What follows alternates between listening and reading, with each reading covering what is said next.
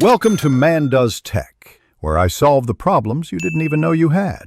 In this video, I will explain how to upload your tax return to the National Visa Center.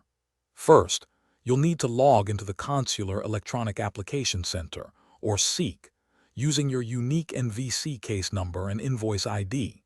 It's crucial to have all your financial documents ready, including your IRS tax transcripts or complete tax returns.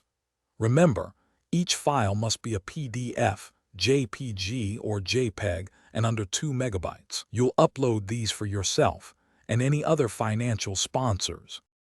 Preparing your tax documents correctly is key. The NVC highly recommends using IRS tax transcripts as they streamline the review process.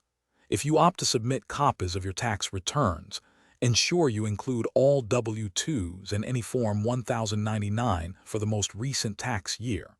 If you filed jointly, remember to also upload your W-2s or relevant schedules. For those who filed an extension, a copy of Form 4868 or a signed statement, along with the previous year's return, is necessary. Once your documents are prepared, log into the SEAC portal. You'll find sections for Affidavit of Support documents and civil documents. Click Start Now under the appropriate section. For each document, select its type from the drop-down menu, then browse your computer to locate the saved file. After selecting, click the Upload button.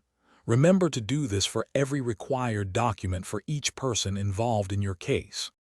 After uploading all your tax returns and supporting documents, it's vital to review everything carefully. The Submit Documents button will only become active once all required files for every applicant are uploaded.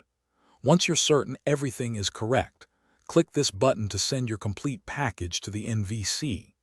Keep an eye on your SEAC account for status updates. The NVC will notify you if any corrections or additional documents are needed. Thanks for watching. If you found this helpful, don't forget to like and subscribe.